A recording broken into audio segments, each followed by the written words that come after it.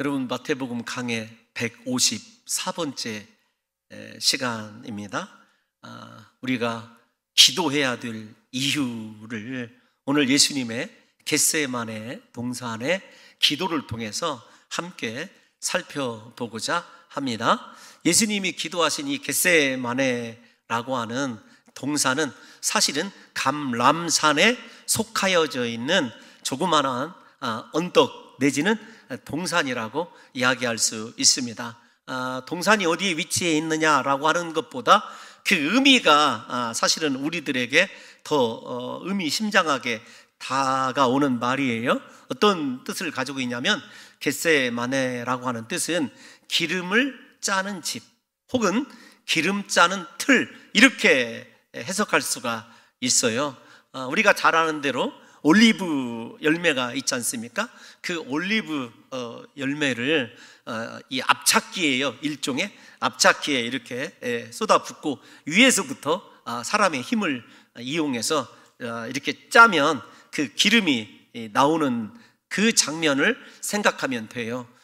마치 예수님께서 오늘 기도하실 때 자기 자신을 그렇게 올리브 짜는 틀에다 집어 넣으시고 압착하듯이 자기 진액을 온통 다 그렇게 쥐어 짜내서 드리는 기도라고 이야기할 수 있습니다. 그래서 누가복음 22장을 읽어보시면 예수님께서 기도하실 때 누가 의사 아닙니까? 의사가 보면 예수님의 이 혈관이 마치 그렇게 터져서 피가 스며 나오는 것처럼 땀방울이 변하여 핏방울이 되기까지 기도하셨다. 이렇게 예수님의 기도를 사실적으로 조금 더 우리들에게 이미지화 시켜서 소개하고 있습니다. 오늘 기도하러 가신 예수님께서 제자들을 분리하셔요. 일단 모든 제자들을 겟세마네 동산으로 그렇게 이끌고 가셔서 9명에 대해서는 분명하게 말씀하십니다. 내가 기도할 동안이다. 내가 기도할 동안만 너희가 여기 앉아 있으라. 이렇게 말씀을 하시고 항상 중요한 기적 혹은 중요한 성경의 사건 때 데리고 가셨던 베드로와 세베대의 두 아들들, 이 중요합니다. 야고보와 요한이라고 이야기하지 않고 세베대의 두 아들들이라고 하는 이름을 우리에게 소개하는 대신에 왜 이렇게 이야기했는가를 조금 있다가 우리가 살펴보게 될 터인데, 어쨌든 베드로와 야고보와 요한을 이끄시고 조금 더 동산의 깊숙한 곳으로 들어가셔서 기도하실 때 그들에게도 주님이 부탁을 하셔요. 그런데 앞에 9명의 제자와는 다릅니다. 너희는 여기 앉아 있으라 라고 하는 것이 9명에 대한 부탁이었다고 한다면 3명에게는 나와 함께 깨어 있어라. 조금 더 두 번째 오셔서 말씀하시는 것을 직접 연결을 시키면 나와 함께 깨어서 기도하라 라고 하는 기도의 부름에 초청을 받았어요. 그러면 예수님께서는 왜 이 3명의 제자에게 기도의 자리로 초청하고 계신가, 부르시고 계신가를 한번 우리가 두 가지 측면에서 먼저 생각을 해봐야 됩니다. 예수님 측면에서 예수님께서 제자들을 초청하실 때가 여러 번 성경에 기록되어 나와 있죠. 그 가운데서 우리가 잊지 못할 예수님의 첫 번째 부르심이 어떤 것이었죠? 갈릴리 어부였던 그들에게 가셔서 나를 따라 오너라. 내가 너희를 사람을 낚는 어부가 되게 하겠다. 이렇게 말씀을 하셨을 때 제자들이 배와 그물과 사꾼과 아버지를 버리고 예수님을 따랐어요. 그런데 오늘 예수님께서 나와 함께 라고 하는 말을 통해서 기도의 자리로 제자들을 부르셨을 때 제자들이 실패하고 맙니다. 무려 3번씩이나 예수님께서 기도를 그렇게 부탁하셨는데도 모두 다 잠이 들어 있었지 않습니까? 한번 우리가 이 장면을 조금 성경을 깊이 묵상해 볼 필요가 있어요. 여러분들과 제가 예수님께서 우리를 제자로 부르신다, 일반 제자가 아니라 요즘 말로 얘기하면 예수님만 따라다녀야 되는 선교사 혹은 목사로 부르신다고 그랬을 때 하던 직업을 멈출 수 있고 혹은 가족들의 만류를 뿌리치고 갈 수 있을 것 같아요. 여러분, 가실 수 있으시죠?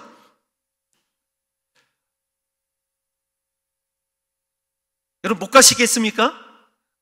주님이 여러분들을 만약에 너 그물도 버려라, 직접 배도 버려라, 아버지도 버리고 너 오늘부터 선교사가 되어야 된다, 미얀마로 가야 된다, 그러면 한번 생각해 볼 수 있을 것 같아요. 아니 제자들이 실제로 버리고 갔잖아요. 그런데 기도회의 부름은 또 다른 의미가 있습니다. 어떤 것이냐면 기도회의 부름은 십자가를 앞두고 있기 때문에 십자가의 죽음에 앞서서 드려져야 되는 자기 자신을 의미하는 거거든요. 무슨 말이냐면 다른 사람을 버리고 일은 버릴 수가 있는데 자기 생명을 버려야 되는 기도의 자리로 지금 부르시고 계신 거예요. 그러니까 십자가를 져야 되는 것이 제자들의 사명이라고 생각한다면 사명을 감당할 수 있는 유일한 길이, 우리가 예수님도 승리하시지 않습니까? 이 기도의 결과를 아시고 계시잖아요. 기도라는 거예요. 그러니까 무슨 말이냐면 주님이 우리에게 무슨 일을 맡기시든지 그 일을 감당하는 가장 중요한 핵심의 동력은 기도라는 거예요. 여기까지가 하나의 우리가 이 예수님께서 기도의 초청에 응하는 제자들의 태도를 통해서 깨달아야 될 것입니다. 사랑하는 성도 여러분들과 저도 한번 다시 묵상해 봐야 돼요. 내 주변에 있는 것들을 정리하고 버리기는 일정 부분에 있어서 그래도 가능한 것 같습니다. 그러나 내 자신의 생명을 드려야 되고 예수님과 함께 십자가에 못 박혀 죽어야 된다, 내 자신이 실제적인 죽음을 앞두고 있다, 여러분 이거 굉장히 심각한 부르심인데 그 부르심을 위하여 주님께서 기도의 자리로 부르셨다라고 하는 것을 우리가 묵상한다고 한다면 우리에게 인간적으로 생각할 때 큰 사명이든 작은 사명이든 기도의 자리에서 내 사명에 관한, 적어도 그리고 인생의 성패가 기도의 자리에서 결정된다라고 하는 것을 우리가 이 기도의 끝을 통해서 알 수가 있어요. 기도에 실패하면 내 사명이 아무리 크고 위대해도 무너지게 돼 있다라고 하는 것을 가르쳐 줍니다. 두 번째를 한번 생각을 해보면 우리가 2주간의 공백이 있었죠. 고난주간이 있었고 부활주일이 있어서 마태복음을 조금 우리 성도 여러분들이 이어가는 감이 조금 떨어져 있을 법도 한데, 이 본문 겟세마네 동산에 기도하러 가시기 전에 직전에 어떤 일이 있었냐면은 예수님께서 153번째 강의 설교 제목이 어떤 것이죠? 너희가 다 나를 버리리라 였어요. 예수님께서 너희가 모두 다 나를 버리리라. 그러니까 베드로가 저는 이 사람들과는 다릅니다. 나는 주와 함께 죽는 자리까지로 나갈 것입니다. 이 사람들은 다 예수를 버릴지라도, 그렇게 되어져 있어요. 이 말을 제가 원문 그대로 도치해서 말씀을 드리면 그런 거예요. 나는 이 사람들과 다른 사람이에요. 저를 뭘로 보고요? 저 주님과 함께 죽는 데까지 나아가겠습니다. 그러니까 주님께서 뭐라고 말씀을 하시냐면 베드로에게 베드로야 이렇게 얘기하지 않으세요. 시몬아, 네가 오늘 밤 닭 울기 전에 나를 3번 부인하리라.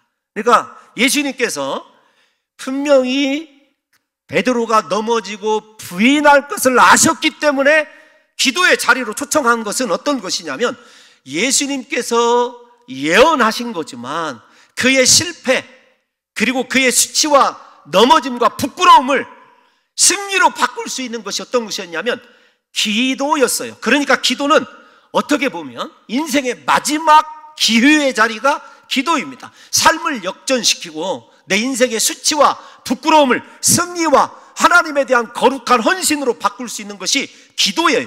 기도 외에는 이제 2가지를 합하면 그런 거죠.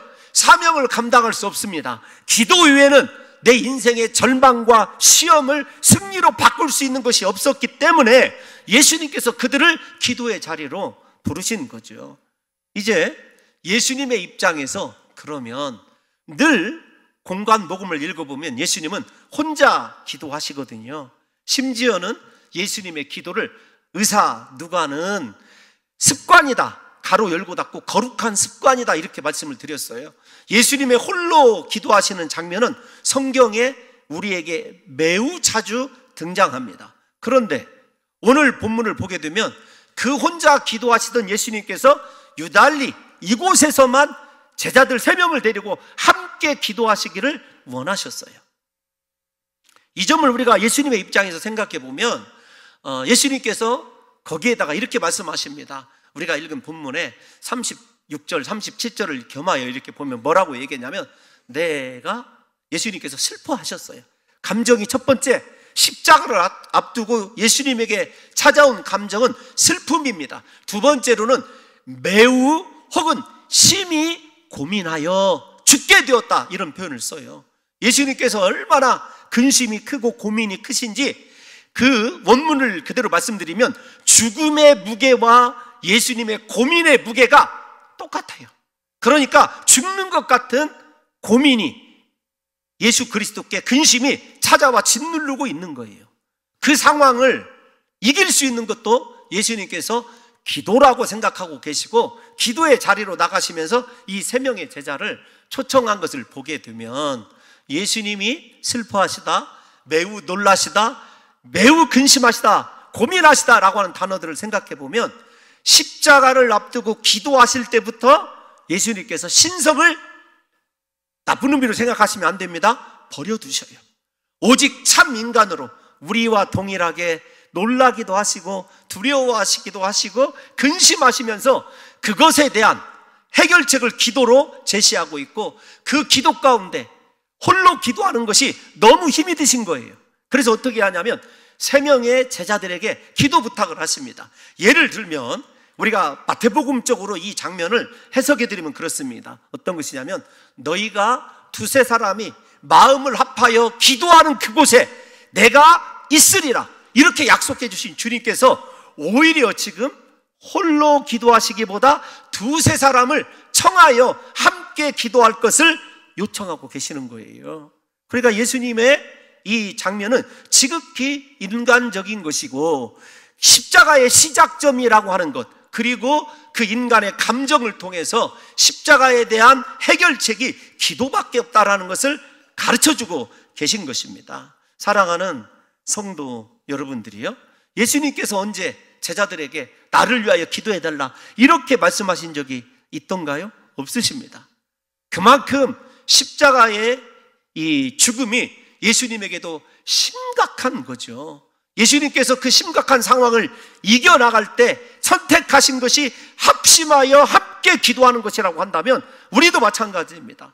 혼자 기도하는 것 중요합니다. 그러나 함께 기도하는 것이 얼마나 은혜스러운지 몰라요. 제가 가끔 새벽 예배와 철야 예배 때 우리 성도 여러분들께 말씀드리는 것이 있습니다. 가끔 밤에 우리 성도들을 위하여 밤을 새며 기도할 때가 있어요.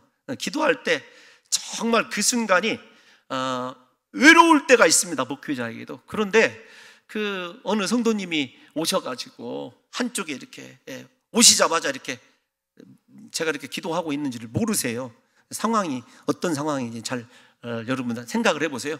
딱 들어 놓으십니다. 귀가 딱 닫자마자 코를 고르셔요. 그런데 여러분, 그게 얼마나 고마운 줄 아십니까? 누군가 기도하지 않지만 옆에서 잠만 자고 있다, 여러분 그게 그렇게 위로가 돼요. 이 밤에 나 혼자가 아니다. 여러분들이 저 목사 믿음이 없으니까 앞에 계신 예수님도 계시는데 기도에 목사가 매진해야 되지. 저 그렇게 부족한 목사예요. 그런데 정말로 새벽 4시까지 기도하는 그 순간에 누군가 옆에서 잠만 자줘도 그렇게 힘이 되는 거예요. 여러분 그렇지 않습니까?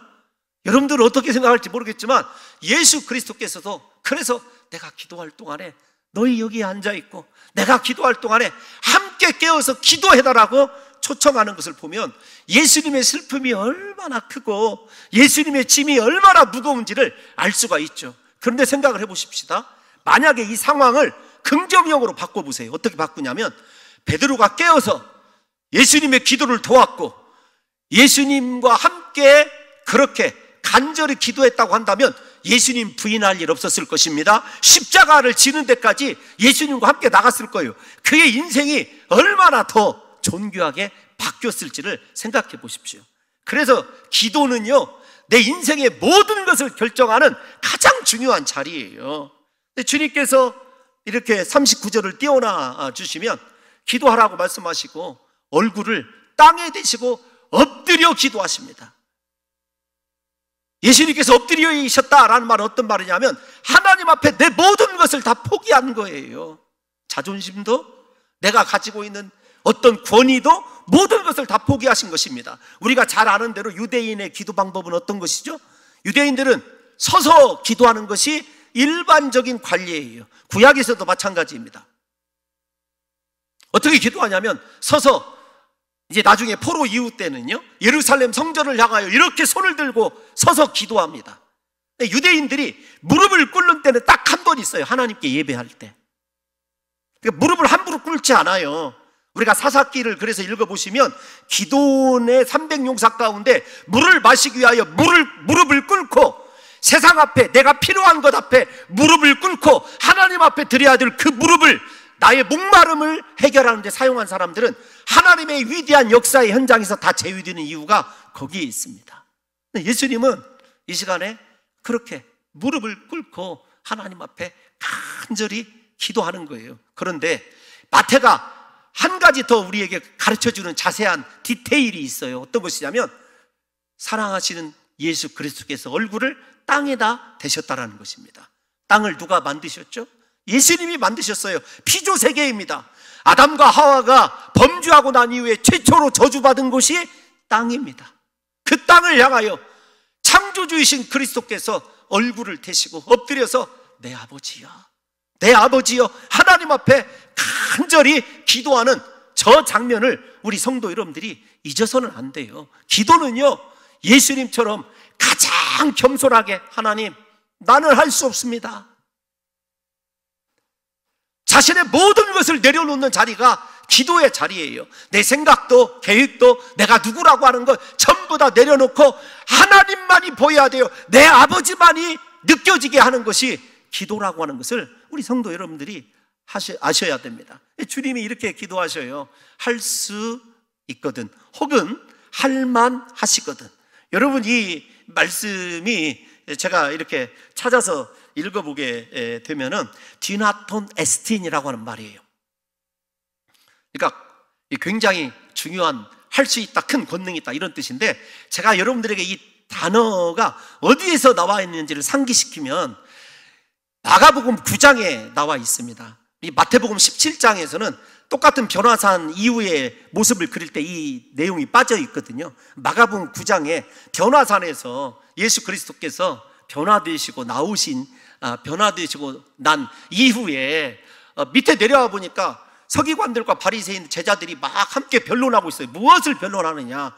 그때 이 낯선 아버지 한 명이 등장하죠. 성경에 어렸을 때부터 귀신 들렸다, 혹은 간질로 이런 앓고 있는 질병, 마태는 정확하게 그 질병을 이야기하고 있습니다만은 데리고 나와서 고쳐달라고 그랬는데 당신의 제자들이 고치지 못하더이다. 그러면서 뭐라고 얘기하냐면 예수님에게 할 수 있거든 나를 불쌍히 여기사 우리를 도와주옵소서. 이게 마가복음 9장 22절의 기도예요. 할 수 있거든 나를 불쌍히 여기사 도와주옵소서. 이 말을 들은 예수 그리스도께서 뭐라고 대답하신지 기억나시죠? 유명한 말씀입니다. 할 수 있거든이 무슨 말이냐? 믿는 자에게는 능히 하지 못할 일이 없느니라. 그럴 때 주님이 할 수 있거든, 여기 나와 있는 할만 있거든, 할만 하거든이라는 단어를 사용하셔요. 그렇게 책망하셨던 주님이 이 본문을 읽어보면 여러분들이 생각할 때, 야, 이거 예수님이 그렇게 책망하는 데 사용하셨다가 예수님도 믿음이 없는 거 아니야? 이렇게 생각하실 수 있는데 그렇지 않아요. 이 단어의 원뜻은 어떤 뜻이냐면 하나님이 가지고 계신 여러 가지 방법 가운데 십자가를 지지 않고도 가능한 방법이 있지 않습니까? 라고 하는 말이에요. 그러니까 불신앙이 아니라는 것을 우리 성도 여러분들이 아셔야 돼요. 하나님, 십자가 말고도 인류를 새롭게 할 수 있는 방법이 있지 않습니까? 실제적으로 그런 일이 다른 각도로 보면 성경에서 존재하죠. 한 번은 어느 때냐면 온 인류가 하도 죄악으로 부패하고 하나님을 떠나 악을 행하니까 노아 한 사람과 가족을 남기시고 진멸한 적이 있었어요. 어떻게 되었습니까? 나중에 노아의 후손들도 동일하게 죄가 팽창하는 것을 보셨지요. 우리가 새벽마다 지금 함께 살펴보고 있는 민수기에도 보게 되면은 여러분 금송아지 우상 사건 이후에 하나님께서 내가 이들을 광야에서 다 진멸하리라, 모세 너로부터 시작해서 새로운 민족을 이룰 것이다. 그때 모세가 엎드려 기도합니다. 하나님, 그러면 애굽 사람들과 주변에 있는 사람들이 하나님이 능력이 없어서 이들을 광야에서 죽게 하였다, 이렇게 하나님의 이름이 더럽혀질 것 아닙니까? 모세의 중보 기도를 하나님이 받아들이시죠. 하나님에게는 여러분 십자가 말고도 방법이 있어요. 실제적으로 십자가 아니고도 인류의 문제를 해결할 수 있는, 그렇다고 한다면 창조의 목적과 십자가가 아닌 방법을 선택하게 되면 구속의 역사가 어그러지게 되는 거죠. 그걸 예수님도 잘 알고 있어요.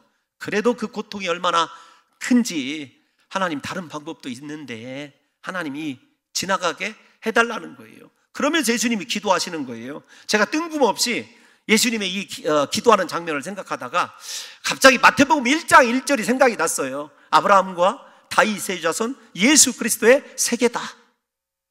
생각해 보니까 아브라함과 다윗 모두가 다 기도의 사람이었어요. 어느 때 아브라함은 하나님의 심판, 소돔과 고모라를 멸하신다고 그랬을 때 의인 10명을 가지고 45명부터 하나님 앞에 엎드려 기도했던 사람이에요. 심판과 진노 앞에서, 죄악의 결과 앞에서. 다윗은 어떻습니까? 다윗이 기도의 사람이라고 하는 것은 여러분 말에 무엇하겠습니까? 성경 여러 곳에서 이야기하지 않아요? 그래도 우리가 한 곳을 한번 찾아서 함께 읽어보고 싶어요. 시편 61편 1절 2절을 한번 읽어보겠습니다. 시작. 하나님이여 나의 부르짖음을 들으시며 내 기도에 유의하소서. 내 마음이 약해질 때 땅끝에서부터 주께 부르짖으오리니 나보다 높은 바위에 나를 인도하소서. 아멘. 마음이 약해질 때, 무너질 때예요. 이제 소망이 없어, 나는 이제 죽었다, 나는 이제 끝났다라고 생각하는 그때, 그 순간에 다윗이 떠올린 것이 어떤 것이냐면, 내가 땅끝이라고 하는 맨 끝에 추락한 인생이지만 주께 부르짖으면 어떻다고요? 높은 바위에, 나보다 높은 바위에, 내 생각보다 기대하는 것보다 높은 바위에 세우실 하나님에 대한 확실한 믿음을 가지고 부르짖어 기도하는 것을 보게 됩니다. 사랑하는 성도 여러분, 예수 그리스도도 마음이 약해지실 때, 사랑하는 성도 여러분들도 마음이 약해지고 믿음이 무너져서 나는 땅 끝에 있는 인생이다, 벼랑 끝에 있는 인생이다, 그럴 때 우리가 기도해야 되는 것, 부르짖어 기도하는 인생을 하나님이 내가 생각하는 것보다, 내가 기대하는 것보다 높이 세우시고 구원하실 그 하나님을 기억하는 것이 얼마나 위대한 인생을 회복시키는 시발점인지를 저와 여러분들이 기억하셔야 된다는 거예요. 제가 예수님의 이 기도 앞에서 소개해드린 땀방울이 핏방울이 되기까지 기도하셨다, 누가복음의 말씀보다는 훨씬 더 겟세마네 동산의 기도를 사실적으로 묘사한 성경이 한 군데 있다라는 것을 발견했어요. 히브리서 5장 7절 말씀이거든요. 우리 다 같이 한번 읽어보겠습니다. 시작. 그는 육체에 계실 때에 자기를 죽음에서 능히 구원하실 이에게. 아멘. 잠깐만요. 예수 그리스도의 기도의 시작은 믿음의 시작입니다. 죽음에서 능히 구원하실 수 있는 분이시다. 사랑하는 성도 여러분, 우리에게 저 믿음이 있으면은요, 기도하지 말라고 해도 기도하게 되어 있어요.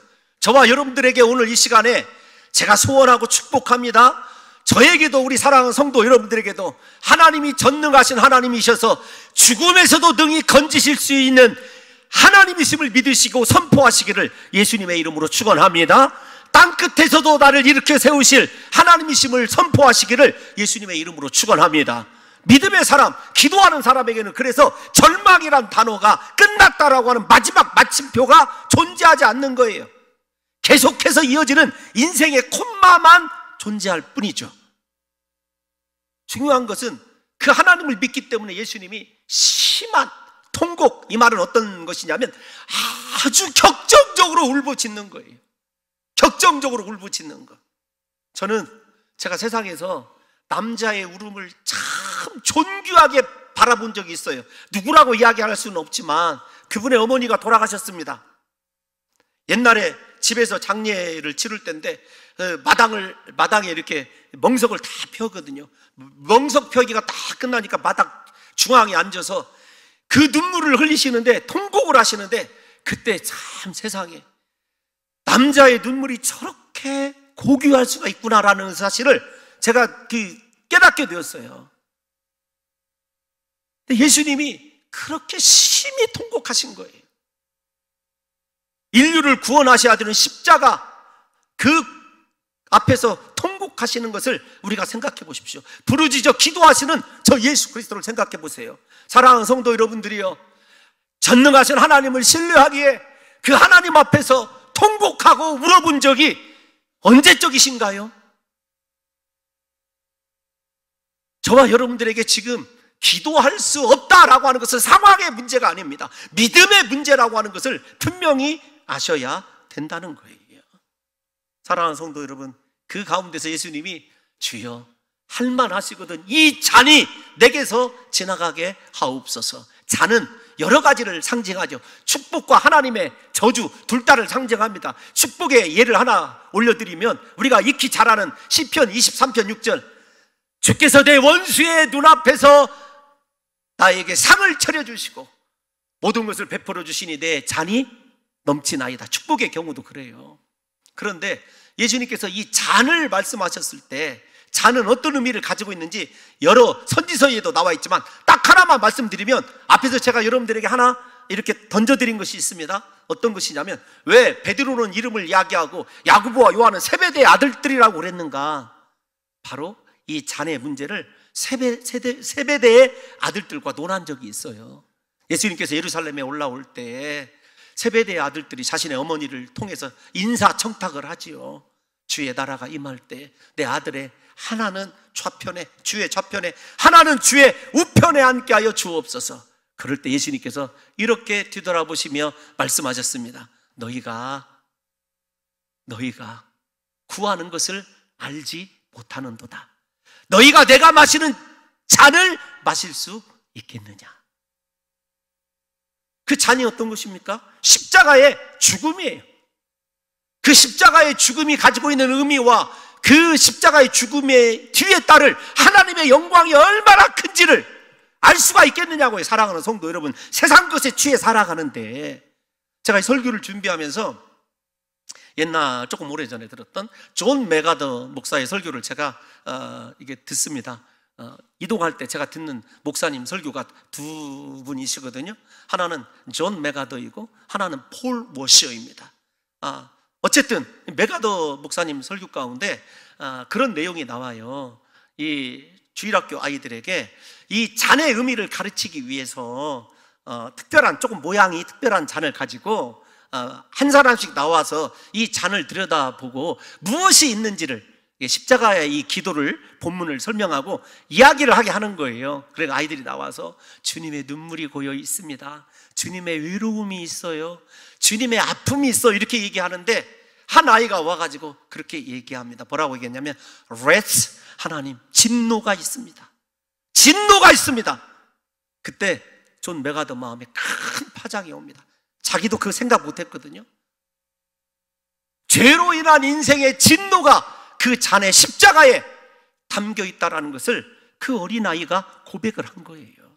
여러분, 죄인 때문에 십자가에서 철저하게 버려져야 될 예수 그리스도의 생애의 마침표가 그 안에 들어있는 것 아니겠습니까? 그런데 그 진노의 잔을 누구 때문에 마셨느냐고요. 저와 여러분들의 마시게 된 것 익히 잘 알고 있는 것 아니겠습니까? 그러면 왜 예수님은 그 잔이 지나가기를 그토록 원하셨는지 우리가 잘 알고 있잖아요. 그 고통이 너무 크기 때문에 예수님이 맞으신 그 채찍이 얼마나 고통스러운 채찍인지 익히 들어서 알고 있지 않습니까? 나중에 십자가의 죽으심 강해할 때 또 한 번 나옵니다. 채찍의 끝에 납덩어리가 달려져 있습니다. 혹은 날카로운 짐승의 이가 달려 있어요. 뼈가 달려 있고, 그리고 그 중간중간에 우리가 잘 아는 작은 낚싯바늘 같은 갈고리가 걸려져 있어요. 그래서 채찍으로 때리고 휘 감기면, 한번 잡아당기게 되면 모든 살점들이 우수수 떨어져 나오는, 여러분 그 고통 생각해 보셨습니까? 그런데 그거보다 더한 고통이 어떤 고통인 줄 아세요? 창조주께서, 전능하신 하나님께서 벌거벗겨진 채로 매달려 있으셔야 되고 사람들의 조롱과 멸시를 들으셔야 된다는 거예요. 숨질 때까지. 정신적인 고통이 얼마나 크겠습니까? 그런데 제가 오늘 말씀드리려고 하는 건 그것이 아니에요. 예수님이 왜 이 잔이 지나가기를 원하셨는가? 다른 것이 아니라 예수님은 하나님과 한 번도 지금까지 단절되신 적이 없으셨어요. 분리되신 적이 없으셨습니다.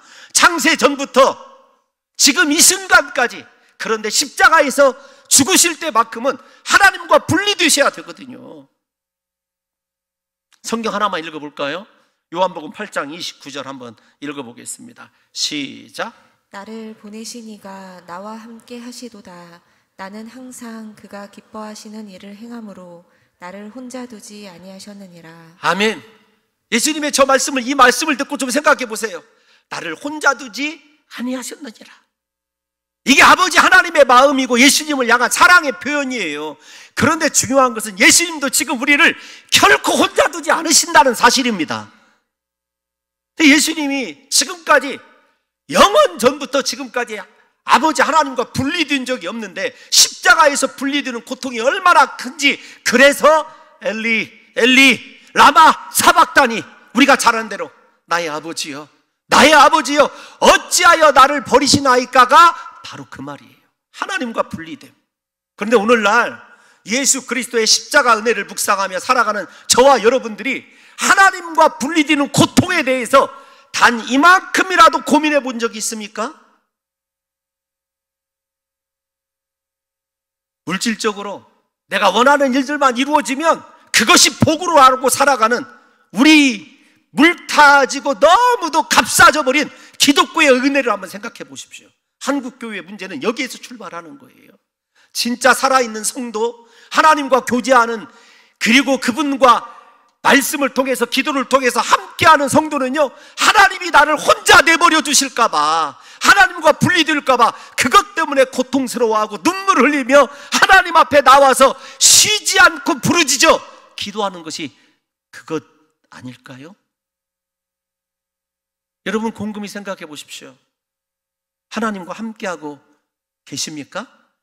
오죽하면 요한계시록에서 라우디게아 성도들을 향하여 예수님께서 볼지어다 내가 문 밖에 서서 두드리노니 문을 여는 자는 내가 들어가 그와 함께 먹고 마시고, 하나님과 하나님 교제에 대해서 약속해 주시는 것 아니에요? 나를 혼자 버려두지 않기 위해서 약속대로 임마누엘로 오시고 세상 끝날까지 함께 하시겠다고 약속하신 그 주님을 밖에 세워두고 계시면서 지금도 말씀으로 얘야 문을 열어라, 너는 나와 함께 할 자다, 그렇게 요청하시는데도 우리의 귀는 세상 소리에 가 있고 사람 소리에 가 있고 내 눈은 예수님의 십자가가 아니라 세상의 성공과 출세 때문에 예수님과 분리되어 있는 그 고통조차 고통으로 느끼지 못하고 있고, 아니 예수님과 내가 분리되어 있다는 아픔조차 못 느끼고 살아가는 세대가 이 세대 아닙니까? 그저 눈앞에 있는 일들만 잘 되면 감사, 할렐루야. 예수님이 나와 함께 가자 초청하시는 그 사명의 길에는 언제나 내일로 미루고 혹은 다음으로 미루는 우리의 나약함이 어디에서 나오는 거냐고요.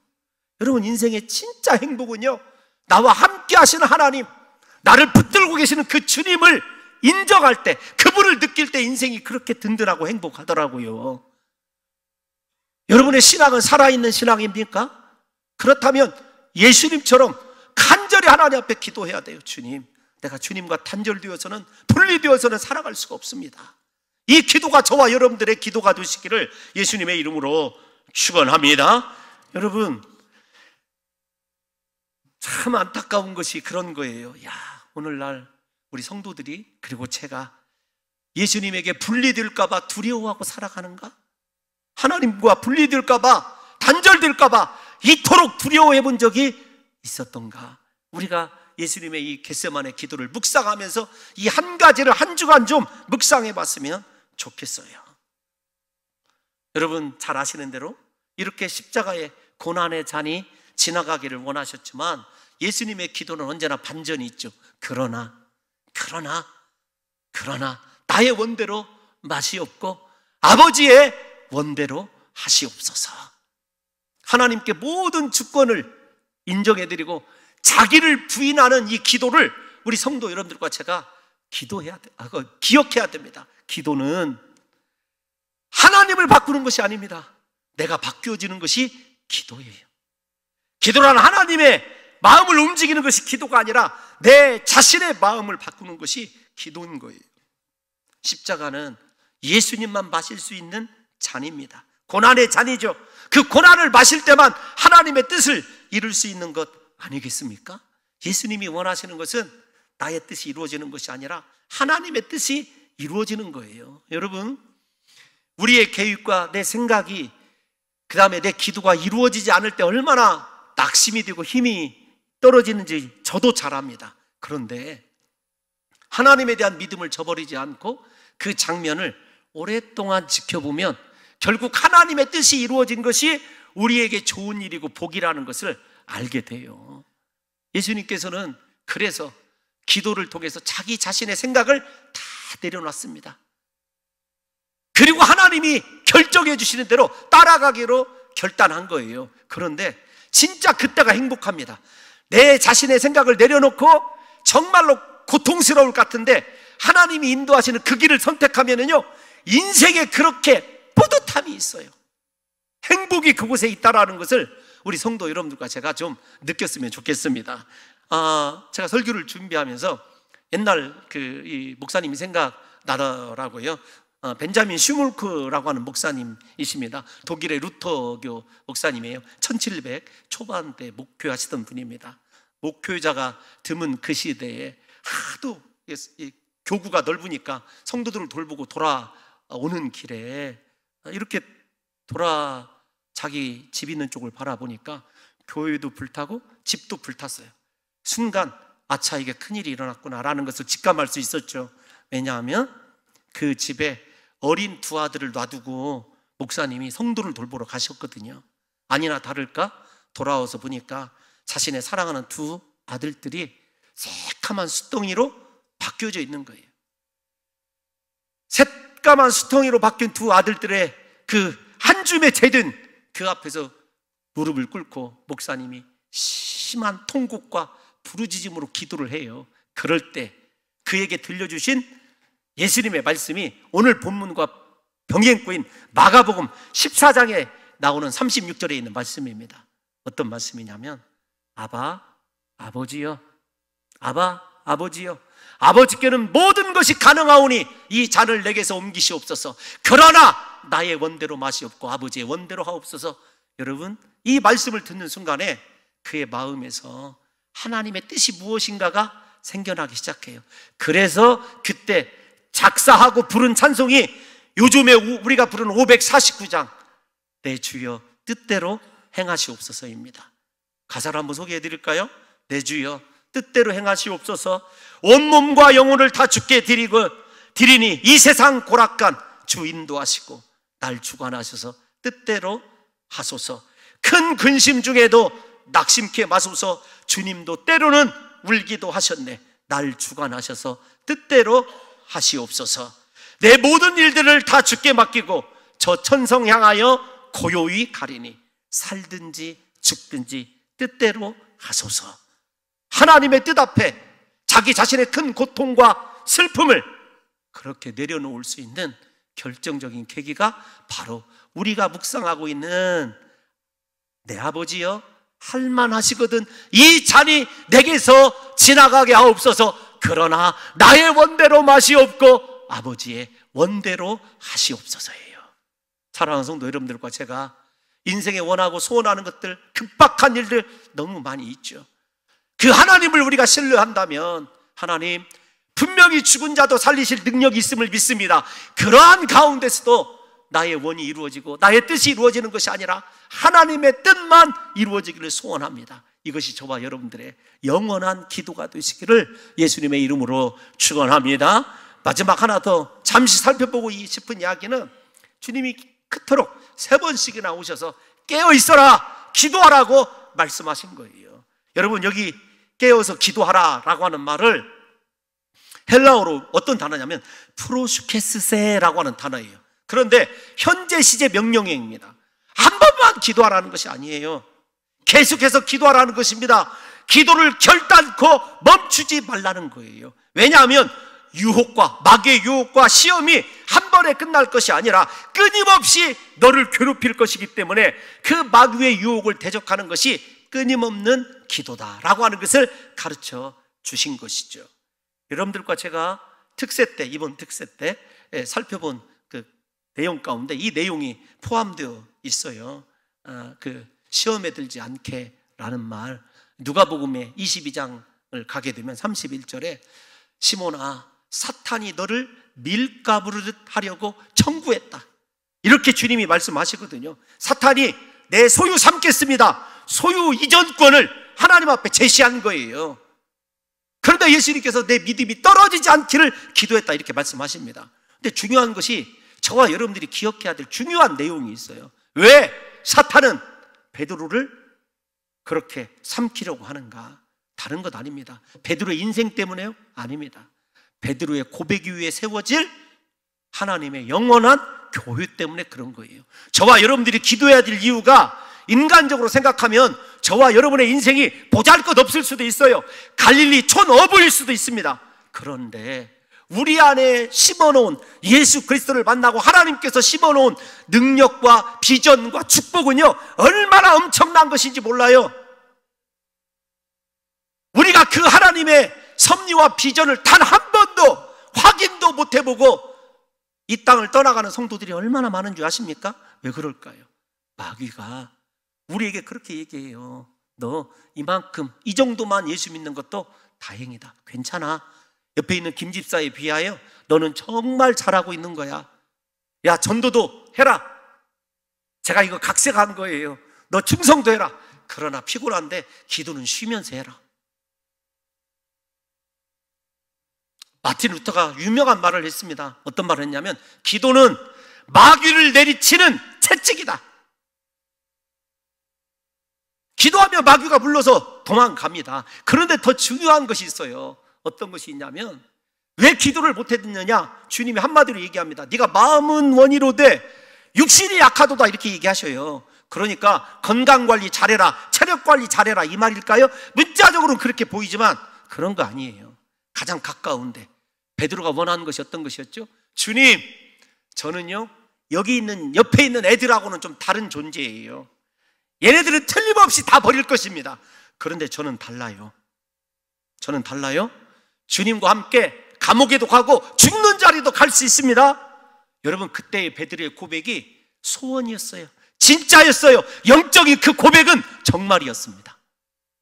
그런데 그가 자기 자신의 지금 장담하는 것, 육체적으로 무엇이 약점인지를 마귀가 잘 알고 있는 거예요. 하나님은 우리에게 온전하고 튼튼한 그릇 속에 존귀한 하나님의 비전과 은혜와 은사를 주신 것이 아니에요. 깨질 수밖에 없는, 건드리면 부서질 수밖에 없는 연약함 위에다가 하나님의 그 존귀한 은혜를 주었어요. 그 연약함 때문에 우리가 연약함을 연약함으로 마치지 않는 유일한 방법이 어떤 거냐면, 하나님 앞에 엎드려 기도하는 거예요. 여러분, 기도하지 않는 사람의 특징이 어떤 것인 줄 아십니까? 나의 약함을 인정하지 못하는 사람이에요. 그래서 입술에 고백이 전부이냐 장담하는 사람입니다. 여러분, 멀리 가보면 베드로가 주는 그리스도시요 살아계신 하나님의 아들이시다라고는 유명한 신앙 고백을 하죠. 그런데 인간의 약점인 세속에 대한 욕심이 발동을 할 때 예수님께서, 사탄아, 내 뒤로 물러가라, 너는 나를 넘어지게 하는 자로다 책망받았다는 것을 기억하셔야 됩니다. 여러분, 여기 있는 저도요, 얼마나 연약한 인생인지 몰라요. 질그릇 같은 존재입니다.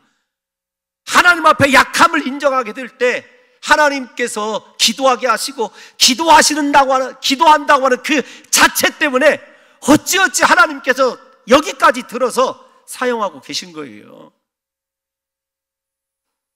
사랑하는 성도 여러분, 정말로 저는 내세울 학벌도 없습니다. 여러분, 인격적으로도 훌륭하지 못합니다. 못하는 것도 너무 많아요. 거기다가 성격도 까칠합니다. 제가 곰곰이 생각해 봤어요. 오늘까지 하나님께서 그래도 사용하시는 이유가 무엇이 있을까?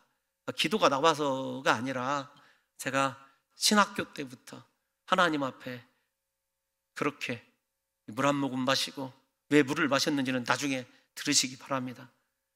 뒷산에 올라가서 소나무 밑에 앉아서 밤새 무릎 꿇고 기도했던 거, 제가 생각할 때 그 기도 때문에 그래도 지금까지 그렇게 사용해 주신 것 같아요.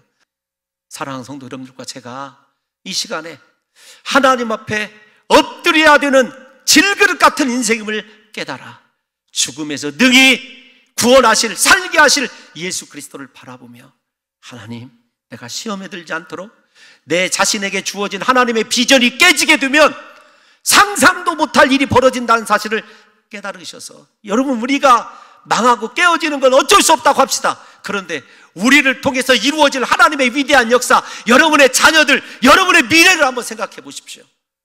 모두 다 깨어서 예수님과 함께 기도의 자리로 나가심으로 말미암아 하나님 앞에서 허락받은 인생의 존귀함을 회복하는 귀한 한 주가 되시기를 예수님의 이름으로 축원합니다.